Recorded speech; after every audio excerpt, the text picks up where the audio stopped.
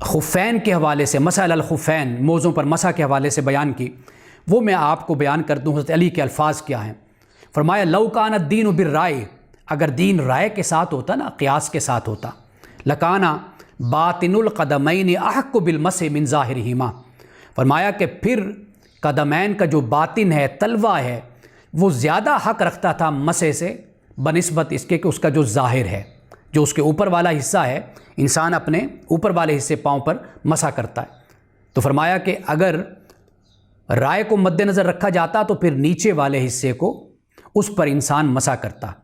लेकिन फरमाया कि मैंने रसूलुल्लाह सल्लल्लाहु अलैहि वसल्लम को अगर ना देखा होता कि आप अपने कदमैन के ऊपर मसा करते हैं, तो मैं फिर यही कहता कि भाई कदमैन के नीचे मसा करो, क्योंकि इंसान चलता है, नीचे गंदगी लगती है, मट्टी लगती है, उसकी सफाई हो जाएगी मसा करने से। तो ये हज़रत अली रज़ियल्लाहु ताला अन्हो का मसलक है, ये मज़हब है और ये मनहज है आपका, आपकी फ़िक़्ह का, आपके फतावा का, आपके कानून का। अहादीस के मामले में अल्लाह का कलाम कुरान महफूज है। अहादीस का मामला है, उसमें जांच पड़ताल की जाएगी, परख की जाएगी, देखा जाएगा, फिर उसको कबूल किया जाएगा। यही सहाबा का तरीका था और बाद में आने वाले मुसलमानों का भी, उलमा और फुक़हा का यही तरीका रहा है।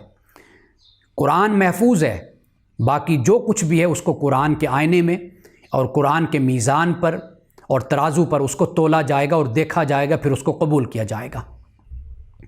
इसलिए हज़रत अली रज़ियल्लाहु ताला अन्हो के जो फ़ैसले थे वो सब इकट्ठे किए गए और इकट्ठे करके जब हज़रत अब्दुल्लाह इब्न अब्बास तक पहुँचे, आपने उन फ़ैसलों को देखा और आपने उनमें से बहुत से फ़ैसलों को रद्द कर दिया।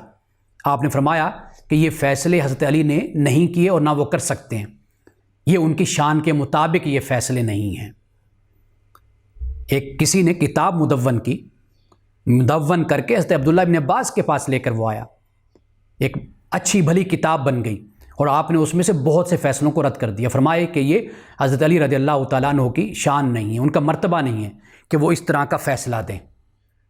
तो इसलिए हमें भी इस बात को मद्देनज़र रखना चाहिए कि जब हमारे जहनों में एतराज़ पैदा होता है ना, देखें जी रसूलुल्लाह सल्लल्लाहु अलैहि वसल्लम से मुताल्लिक़ ये बात बयान की जाती है या किसी सहाबी के बारे में ये बात बयान की जाती है, तो हम उसको सुनते हैं, पढ़ते हैं और उसको हम नकल भी कर देते हैं।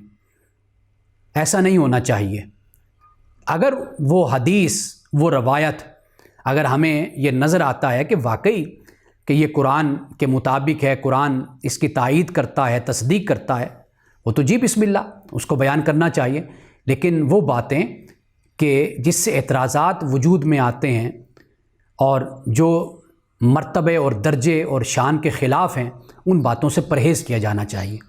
जैसे मिसाल के तौर पर मैंने अभी आपको बताया कि इस्लाम से मुताल्लिक़ ऐसी बातें बयान की गई, हदीसें बनाकर बयान कर दी गई, जिन्हें इसराइली रवायात उलमा ने कहा।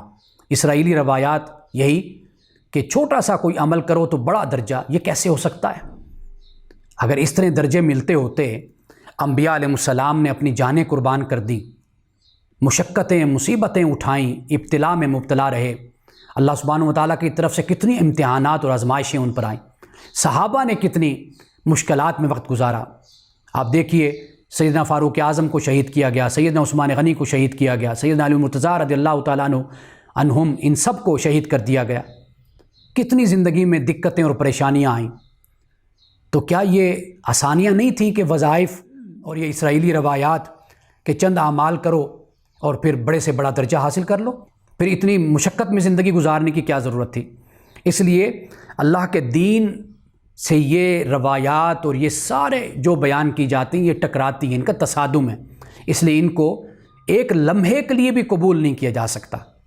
अल्लाह ताला ने कुरान में इस बात को बयान किया है, ईमान और अमल सालेह, ईमान और अमल सालेह दोनों को इकट्ठे रखा है।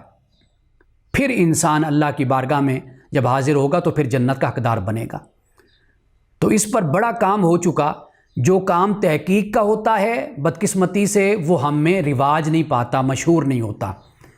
और जो काम रिवाज नहीं पाना चाहिए, मौजू और कमज़ोर और ज़ईफ़ रवायात होती हैं, वो किताबें हमारे यहाँ ज़्यादा रवाज पा जाती हैं। आपको इस बात पे हैरानी होगी कि जो अहादीस कुतुब अहादीस में मौजूद हैं उन रावियों की जांच पड़ताल और परख पर एक इल्म वजूद में आया जिसको इल्म अस्मा और रिजाल कहा जाता है। हर रावी पर बहस हुई है कि कौन सा रावी किस दर्जे पर है, उसमें क्या अखलाकी ख़राबी थी या क्या अखलाकी खूबी थी, वो किस तरह के मजाज का था, वो जज्बाती था या समझदार और सब्र करने वाला था, संजीदा था। यानी हर चीज़ को सामने रखा गया, उस पर बहस की गई, गुफ्तगू की गई। तो इससे जो इल्म वजूद में आया उसको अस्मा और रिजाल कहा जाता है। तो इसलिए कोशिश इस बात की कीजिए कि कुरान पाक से अपने ताल्लुक़ को मजबूत कीजिए। अल्लाह की यही किताब है जो महफूज किताब है। और फिर उसके बाद अगर कुछ हमें ऐसा मवाद मिलता है जो मुस्तनद है, कुरान के मुताबिक है, तो फिर हमें उसको पढ़ने में, उसको इख्तियार करने में भी कोई हर्ज नहीं है। वो गोया कि कुरान की बहुत सी आयात और बहुत से मकामात की वो वजाहत हो जाती है।